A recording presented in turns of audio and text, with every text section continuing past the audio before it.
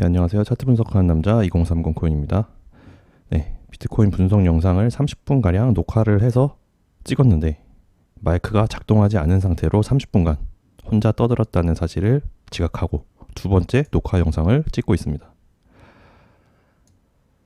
일상 제가 지난주 분석에서 이 구간 지지와 저항이 뚜렷하게 발생한 이 구간에서 지지를 받는 것이 매우 중요하다. 그래야 상승 5파동 관점에서 차트를 계속해서 볼 수가 있다. 고로 이 구간에서 지지받는 것이 핵심이다. 이 구간이 핵심이다. 그런 요지에 말씀을 드렸었는데 이번 주 월요일, 오늘이죠. 오늘 월요일 주봉 마감 9시 여기서 세계 음봉으로 마감이 됐고 지금 4주차 여기서 진행이 되고 있습니다. 그래서 비트코인 주봉상 이렇게 4주 연속 음봉이 뜬 경우는 사실상 거의 찾아보기가 힘든데 요런 구간에서 저항이 나오고 여기 이제 120 EMA인데 여기서 지지를 받고 재차 반등 나오고 이렇게 크게 빠졌을 때조차도 3주 연속 이고 여기도 3개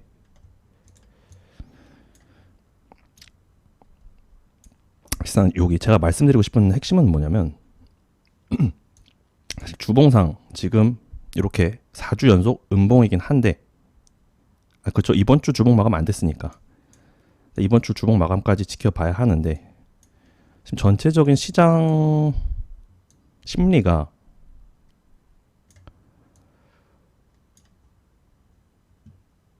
일단 지금 여기를 표면상 이탈을 해 있고 여기 120 EMA까지 열려 있다고 차라리 그렇게 보는 게 마음이 좀 편할 수가 있는데 방금 말씀드린 요 구간 요때도 시장 심리가 어떻게 되냐면은 일단 여기 2만 달러 찍고 여기서 이제 여기 삼각형 디센딩 트라이앵글 형태를 보면서 여기를 이탈하면 갈 수 있다. 근데 한번 빠지고 이제 한 2, 3년은 차트를 안 보는 게 좋겠다라는 심리를 그런 분석들이 많았어요. 그리고 한번 재차 올려주고 여기서 지지 이후 여기서 4주 연속 음봉이 만들어졌을 때 지지받은 선이 바로 120 EMA 선입니다. 마찬가지로 지금 주봉상 하단 매수 추세가 있고 여기랑 여기 그쵸? 그리고 지금 가격이 빠지고 있는데 이 아래 구간에 120 EMA 선이 있습니다. EMA가 뭐냐? EMA란 개념에 대해서 좀 생소하신 분들이 많을 텐데 보통 우리가 MA를 보는 거예요. 보통 대부분의 분석가들이 이동평균 하는 게 MA 요거 이제 요게 우리가 많이들 보는 이동평균이고 EMA는 무엇이냐? 비교적 최근의 가격 흐름이 더 많이 반영되어 있는 선이 EMA 선입니다. 최근 가격 트렌드가 반영되어 있다는 뭐냐? 가장 최근 MA가 모든 거를 다 포함되어 있는 이동평균 말 그대로 여태까지 흐름을 다 해서 그 중간으로 이동평균을 만들어주는 반면 EMA는 최근의 가격 흐름이 더 많이 반영되어 있는 선이다 라고 보시면 될 것 같고 왜 이 말씀을 드리냐면 가장 여기 최근에 여기서 6만 달러 찍고 6만 8천에서 쭉 이 구간에 지지 못 받고 이탈을 했을 때 여기서 아마 이거 언급하시는 아마 분석가들 거의 없을 텐데 여기 지지받은 선이 바로 120 EMA 선입니다. 뭐 익스포텐셜 무빙 에버리지라고 하는데 뭐 그런 표현은 모르셔도 되고 아무튼 여기가 120 EMA고 이게 왜 중요하냐면 이게 왜 핵심이냐면 일단 여기 하단 지지받은 곳과 최근 지지받은 곳을 이은 하단 지지 추세선과 120 EMA 선이 맞물려 있습니다. 여기서 일단 지지하는 척 하고 빼든 바로 빼든 일단 큰 그림으로 봤을 때는 제가 이걸 왜 말씀드리냐면 사실 이번 주 주봉 마감까지는 봐야 되는 게 맞아요. 이 구간에서 어떤 움직임을 주고 만약에 여기서 뭐 이렇게 망치형 캔들이 나올 수도 있고 좀 그런 변수가 아직은 남아있긴 한데 이 말씀을 드린 이유는 이제 크게 봤을 때 세력들이 어떤 그림을 만들어가고 있느냐 사실 그게 핵심이거든요. 예. 사실 세력들이 자본력이 우리보다 훨씬 많기 때문에 걔네들이 팔면 빠지고 걔네들이 사면 오르고 이제 그렇게 돌아갈 수밖에 없는 게 이 시장의 원리인데 크게 봤을 때 여기서 지지 구간을 만들어주고 있고 120에서 지지를 받고 재차 뭐 수렴하고 올려주든 했을 때 차트 형태가 일단 여기서 요렇게 여기가 살짝 높으니까 요렇게 더블 바텀을 만들어줄 수 있고 크게 봤을 때 이 1년 반 동안의 이 횡보 추세로 봤을 때 여기 하단 첫 번째 바텀 그리고 여기서 만약에 지지가 나온다면 이렇게 크게 더블 바텀을 만들어줄 수 있기 때문에 항상 이 큰 그림을 우리가 봐야 된다. 그렇기 때문에 하단 지지가 나올 수 있는 구간은 바로 여기 120 EMA와 하단 추세가 맞물린 여기이고 일단 지금 벌써 이 매물대로 여기 지지 구간을 뭐 보는 건 일단 지금은 좀 약간 시기상조이고 일단 제가 보는 큰 그림은 예, 제 인사이트로 보는 그림은 일단 여기입니다. 여기. 네. 그렇기 때문에 요거를 사실 비트코인 분석에 있어서 좀 큰 그림을 보고 싶으신 분들한테는 사실 요거를 좀 반드시 좀 언급을 드리고 싶었는데 예. 아마 EMA를 근간으로 하는 분석 자체를 좀 찾아보시기 힘들 거라고 제가 생각을 하는데 아무튼 저는 주봉상 그런 그림을 보고 있고 그리고 일단 요번 주 복마감을 한 번 더 확인해야 된다. 왜? 우리는 항상 투자시장에 방을 들일 때 최대한 좀 결정을 늦게 하는 게 조금 더 유리합니다. 왜? 크게 빠질 리스크를 어느 정도 감내하고 그 다음에 지지를 확인하고 들어가는 게 조금 더 내 시드 관리에 유리하기 때문에 설사 지지가 나온다고 한들 그거를 확인하고 내가 시드를 투자할지 안 할지 그거를 정해야 되기 때문에 항상 이렇게 큰 그림을 보셔야 한다. 그래서 그거를 말씀드리기 위해서 차라리 여기를 열려있다고 보는 마음 자세가 우리가 시드를 관리하는데 조금 더 안전하게 좀 더 유리하지 않을까. 유리한 게 아니라 리스크를 배제하고 좀 더 시드를 안전하게 관리할 수 있는 방법이다. 그렇기 때문에 항상 큰 그림을 봐야 되고 얘네들이 어떻게 그림을 만들어가고 있느냐. 빠질 것이다라는 예측이 아니라 빠지면 어떻게 될까. 그렇게 미리미리 그림을 그려놓는 차원에서 안 빠지면 당연히 좋죠. 근데 당연히 안 빠지면 좋죠. 근데 안 빠지면 좋은데 미리 그렇게 그려놓고 그렇게 되면 어떻게 될 것인가. 그렇게 큰 그림을 그려놨을 때 내가 시드 분배를 좀 더 유연하게 할 수 있다. 이제 그런 차원에서 차트를 항상 이해를 하셔야 되고 그리고 오늘 말씀드리고 싶은 핵심은 사실 주봉이 아니라 이 월봉 차원의 분석인데 우리가 보통 타임 프레임이 클수록 차트를 보는 눈이 좀 넓어지고 보통 분석에 대한 신뢰도가 분석한 입장에서조차도 일봉 분석은 어렵고 주봉 분석이 그나마 조금 더 용이하고 추세를 보는데 큰 추세를 보는데 조금 더 쉽다고 하긴 좀 그렇고 조금 더 유리하고 주봉에서 타임프레임이 점점 커질수록 그다음에 월봉 분석 월봉은 사실 뭐 우리를 배신하는 경우가 더 작죠. 사실상 타임프레임이 클수록 분석에 대한 신뢰도는 높아지기 때문에 사실 그런 차원에서 지금같이 이렇게 좀 눌려서 어떤 분석조차 좀 잘 안 먹히는 이도저도 아닌이라고 하긴 좀 그렇고 아무튼 좀 뭐라고 해야 될까요? 아직 결정을 안 주고 있는 요런 장이 사실 분석한 입장에서 제일 답답한데 요럴 때 이제 월봉 프레임 같은 거 보면서 큰 추세를 한번 확인하시는 게 좋다. 이거 제가 타임 프레임이 커질수록 봉 패턴의 분석 신뢰도가 높다라는 그런 요지의 말씀을 항상 자주 드려왔었는데 보시면은 여기 하단 지지세 그 다음에 여기 이렇게 보시는데 제가 이렇게 하단 지지세 캔들을 계속 언급드리는 이유가 뭐냐면은 보통 추세가 전환되는 시점에서 바닥 매수세 캔들이 지속적으로 발생해주는 건 이런 거를 산바닥으로 볼 수도 있고 이 모양 형태를 봤을 때 이렇게 지지 캔들이 많이 나오는 거를 보통 이런 데서 어느 정도 이제 추세 전환이 많이 일어나기 마련인데, 제가 요거 비율을 어디에다 해드리려고 이제 마음을 먹었냐면, 이제 하단 지지세 요 캔들은 왜 로켓에서 밑에 분사구가 있는데, 요 분사구가 많을수록 뭔가 좀 힘이 좀 세 보이지 않습니까? 더 많은 출력으로 이 힘을 받고 중력을 거슬러 올라가는 것처럼 여기 하단 매수세 캔들은 사실 이런 식으로, 저는 이거를 개인적으로 이런 캔들 봤을 때 3단부터구나. 사실 크게 봤을 때 3바닥이죠. 월봉상. 그래서 월봉 프레임 분석이 보통 이게 프레임이 커질수록 주봉보다 월봉 이런 식으로 캔들 분석이 점점 더 신뢰도가 높아지는 건데,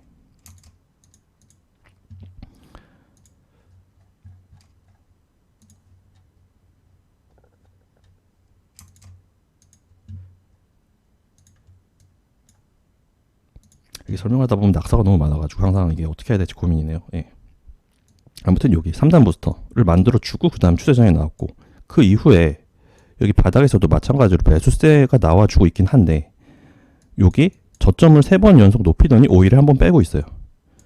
차라리 얘처럼 든든한 3바닥이 아닌 저점을 높이는데 오히려 지금 여기서 급 매도가 나오고 있죠. 이게 사실 SPX 지수, 쉽게 말해서 SPX 지수는 진짜 세계 경제 흐름과 거의 동반하는, 거의 견인하는, 왜냐면 미국 증시니까, 미국 코스피니까, SPX 지수는 쉽게 말해서 미국 코스피라고 보시면 되는데, 지금 얘가 조정이 나오고 있으니 뭐 귀에 걸면 귀걸이, 코에 걸면 코걸이 식으로 비트는 얘 빠지면 전체적인 시장, 금융시장 상황이 불안할 때 비트도 동반 하락이 무조건적으로 좀 일어나는데, 무조건적이라고 하면 그렇고 어쨌든 전체 시장 상황에 맞들어서 맞물려서 비트도 빠지는데, 지금 얘가 조정이 나오고 있기 때문에 비트도 조정이 나오고 있는 겁니다.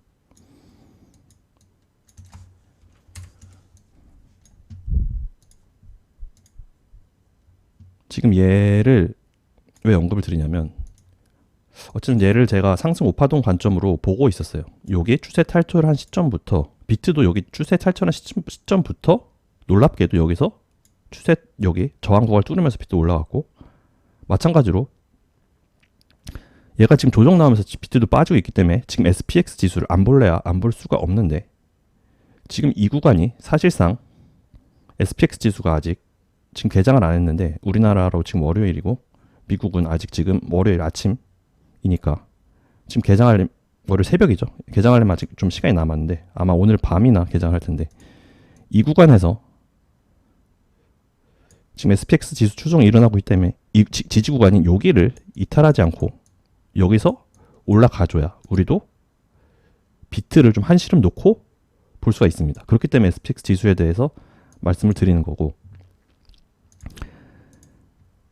지금 월봉 프레임을 말씀드리고 있었는데,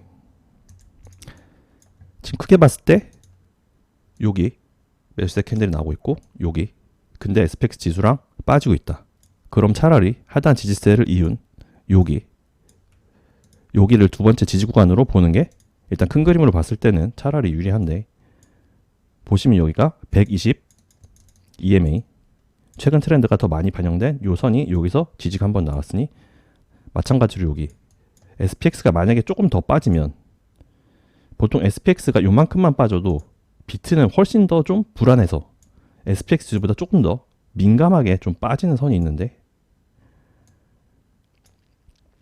지수가 천천히 빠지는 방면 비트코인은 그냥 팍팍 물량을 던져서 좀 빼는 느낌이 있는데, 아무래도 좀 변동성이 큰 시장이다 보니 세력들도 좀 불안감을 느끼고 차라리 좀 빨리빨리 던져버리는 그런 느낌인데, 아무튼 지수가 여기서 지지가 나온다 한들 일단 조금 더 빼면 그럼 뭐 크게 봤을 때 1, 2, 3인데, 비트가 이제 큰 그림을 봤을 때 여기 120 EMA까지 만들어 밀리고 여기서 크게 더블 바텀을 만들어주는 그림을 어느 정도는 좀 머릿속에 좀 염두해 두시는 것도 나쁘지 않을까가 아니라 좋지 않을까, 뭐 그런 관점에서 말씀드리는 거고 사실상 여기까지만 빼도 아마 이제 120 EMA를 지금 뭐 몇 명이나 보고 있는지 모르겠는데, 저 같은 경우에 보통 대부분 이제 이평선 분석만 너무 많이 하는데, MA 분석만 많이 하는데,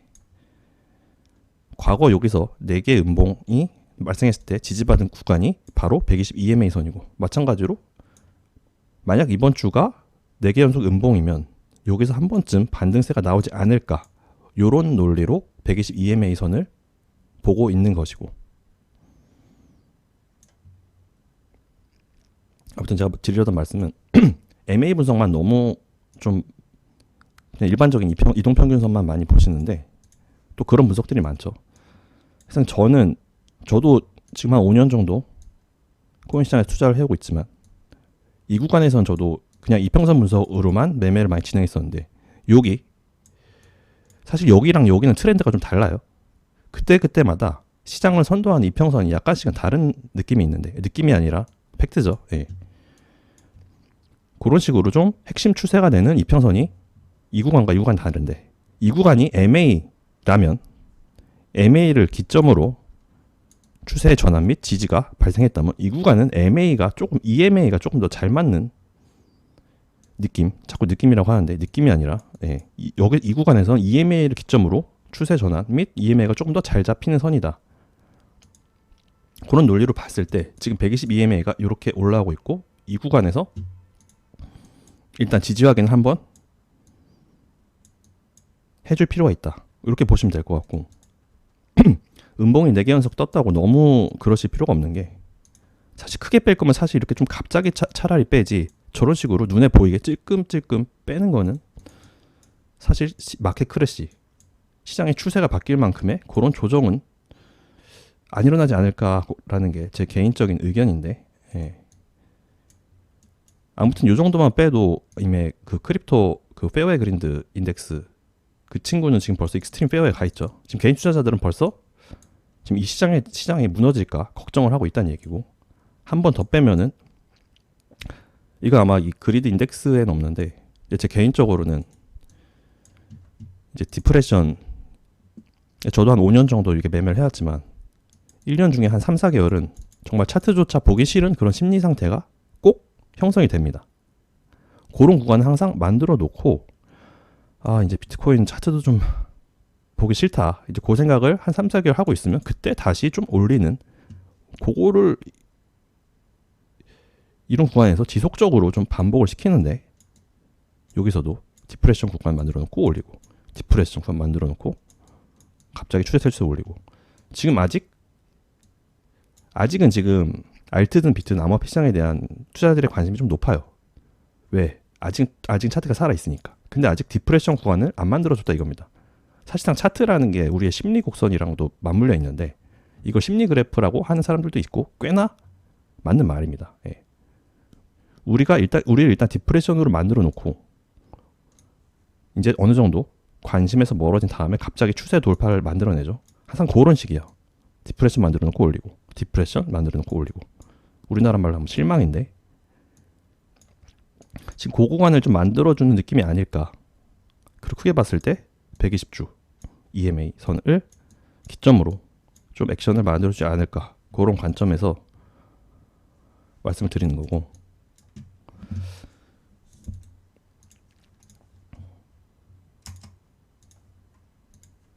사실상 월봉으로 봤을 때 우리가 좀 타임 프레임을 크게 볼수록 좀 시장을 보는 어떤 눈도 좀 커지고, 좀 지금같이 약간 결정이 안 났을 땐 차라리 좀 크게 보는 게 좀 심리적인 측면에서 유리할 수도 있는데, 여기 3단 부스터 매수세 캔들은 저는 약간 그런 식으로 본다고 했고, 여기 3단 부스터 만들어주고 난 이후 그 다음 두 번째, 근데 너무 좀 급하게 올렸어요. 그러니까 한 번 더 빼고 차라리 간다, 요 정도 느낌으로 보면 될 것 같고, 사실상 이 추세를 지켜주면 이제 분명히 사람들은 아마 트뷰를 보면 분명히 더블 바텀 관점에 대해서 얘기한 사람이 있을 거예요. 10중 8구도 아니고 100중 99입니다. 아마 여기까지 빠지면 분명 더블 바텀에 대해서 얘기할 거예요. 그렇게 되면 월봉 프레임으로 봤을 때 지금같이 좀 시장 방향성이 결정 안 난 구간에서 이런 큰 타임 프레임으로 보시는 것도 나쁘지가 않을 것 같고, 그렇게 보시면 될 것 같고, 제가 오늘 좀 추가로 이제 좀 말씀드리고 싶은 지표가 좀 재밌는 게, 돌먼시 플로우라고 바닥 구간을 나타내는 지표인데, 글래스 노드라고 이렇게 좀 비트코인 관련 여러 데이터, 뭐 체결 데이터든 뭐 여러 가지 통계 지표를 해서 이런 식으로 큰 흐름을 좀 잡아내는 그런 애들이 있는데, 여기 윌 클레멘테라는 요분이 뭐 이 기관에 소속된 분이신 것 같아요. 아마 요런 트윗을 남겼어요.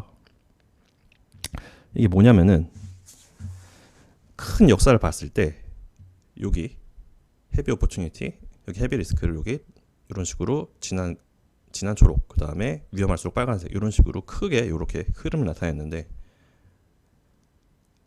과거 데이터로 봤을 때, 역사적으로 봤을 때, 데이터로 봤을 때 이런 진한 초록색 구간은 추후 장기적으로 봤을 때 여기가 중장기적인 저점이었다, 매수 기회였다 라고 보는 지표가 이 돌먼시 플로우라는 지표인데, 이제 그거를 차트상에 이렇게 색깔 구분해서 나타내는 게 바로 돌먼시 플로우입니다. 보시면은 이때도 크게 빠졌을 때 요 초록색 구간에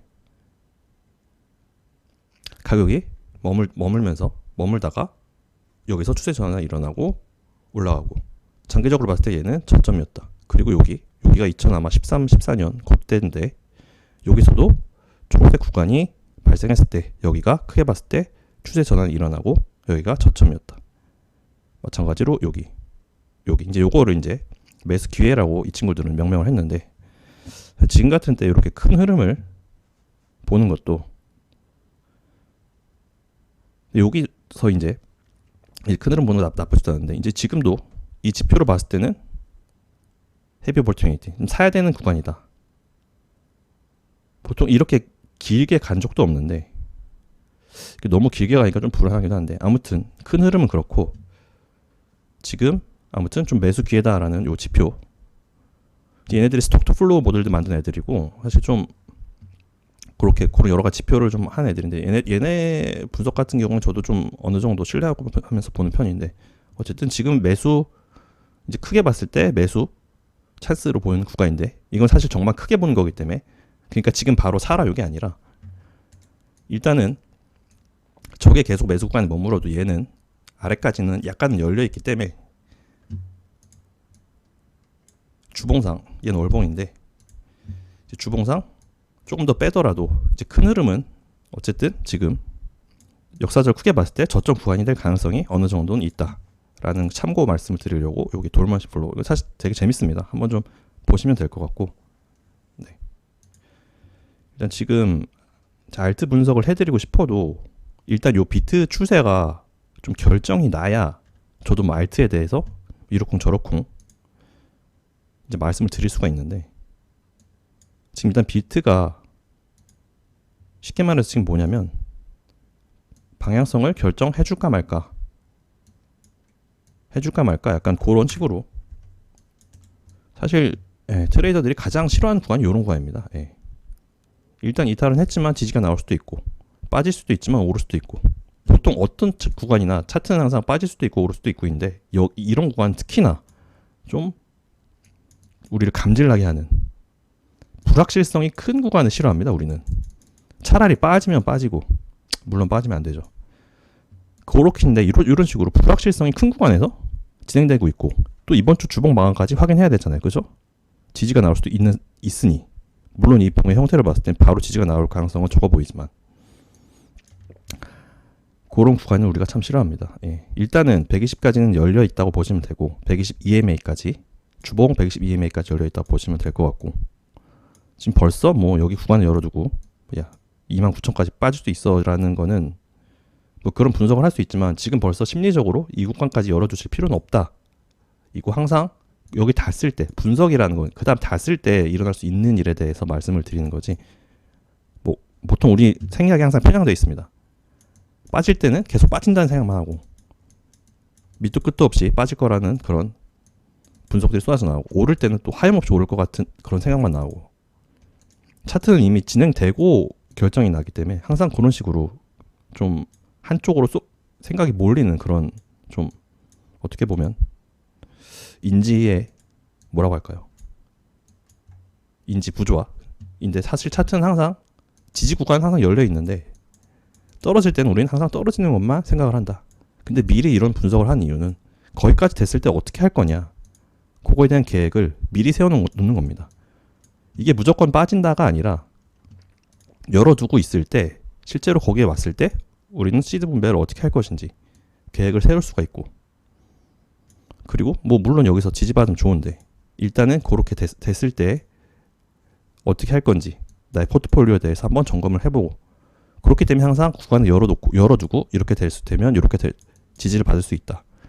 만약 여기서 또 이태리 나오면 어디서 지지를 받을 수 있다. 항상 이렇게 좀 열려 있는, 미리 거기에 닿았을 때 어떤 일이 벌어질 것인지, 사실 그거를 계획을 세우라고 만들어 놓은 게 저는 차트라고 생각을 합니다. 예. 실제로 그런 식으로 활용을 해야 하고요. 저번 주 분석에서 여기서도 이제 여기가 122ml 기점으로 이런 식의 진행을 말씀드렸었죠. 예. 1, 2, 3, 4, 5 관점은 뭐 지금 벌써 끝이다 라고 볼 수는 없고, 일단 이번 주 주봉을 확인하고 아마 2, 3주 안으로 비트코인이 향방이 결정날 것 같아요. 이건지 그렇죠. 예.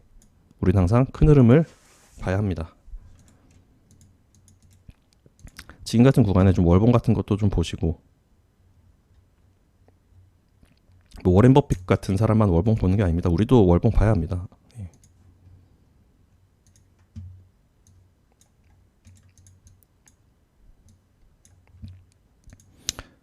월봉상 여기랑 여기 빠지더라도 여기가 지지가 나오면 더블 바텀을 볼 수가 있다. 그렇기 때문에 월봉 관점은 그렇게 보시면 될 것 같고, 지금 알트에 대해서는 제가 지금 생각하고 있는 컨텐츠가 있는데, 이제 라이트코인이랑 뭐 XRP 이런 전통적인 강자들 있죠. 뭐 가격으로 봐서 강자가 아니라 이제 알트 시장의 이런 터줏대감 같은 이런 어떻게 보면 좀 전통적인 코인들이죠. 암호화폐 시장을 상징하는 알트들 중에서는 이런 애들에 대해서 좀 저평가되는 코인에 대해서 향후 어떻게 될 것인지 좀 분석 영상을 준비 중입니다. 예. 지금 스포가 될 수도 있어서 지금 좀 준비 중인 코인들이 몇 개 더 있는데, 예. 일단 요거는 컨텐츠를 좀 준비를 해서 좀 야심차게 업로드를 할 예정이고, 일단 비트코인은 좀 크게 지금 보실 필요가 있다. 이 구간과 이 구간. 그래서 월봉상 여기까지 빠지고 매수세 캔들을 만들어준다 한들 우리한테는 아직 시간이 좀 남았어요. 12일 정도 남았죠. 그렇기 때문에 너무 가격이 빠지고 이런 거에 대해서 너무 일희일비하지 마시라. 좀 차트를 크게 보실 필요가 있다. 그리고 지금 빠지는 이유는 SPX 지수와 동반 SPX 지수 추종이 일어나고 있기 때문에, 얘가 좀 빠져주면, 얘가 조정 나오면 비트는 좀 더 빠지는 경향이 있습니다. 예. 불안감을 좀 더 민감하게 캐치를 해요, 비트코인이라는 이 친구는. 그렇기 때문에 뭐 비트코인만 보고 싶은데 SPX 지수, 세계 경제 흐름도 봐야 하는 것이고 그렇습니다. 예. 일단 지수 시장 같은 경우는 일봉상 이 구간에서 지지가 나와야 하기 때문에 오파동 관점이 유효하려면 이 구간에서 지지가 나와야 하고, 여기를 좀 지켜보시고 비트코인 분석에 어느 정도 참고를 하시면 될 것 같다. 이 정도 말씀드리면서 오늘 방송은 마무리하겠습니다. 감사합니다.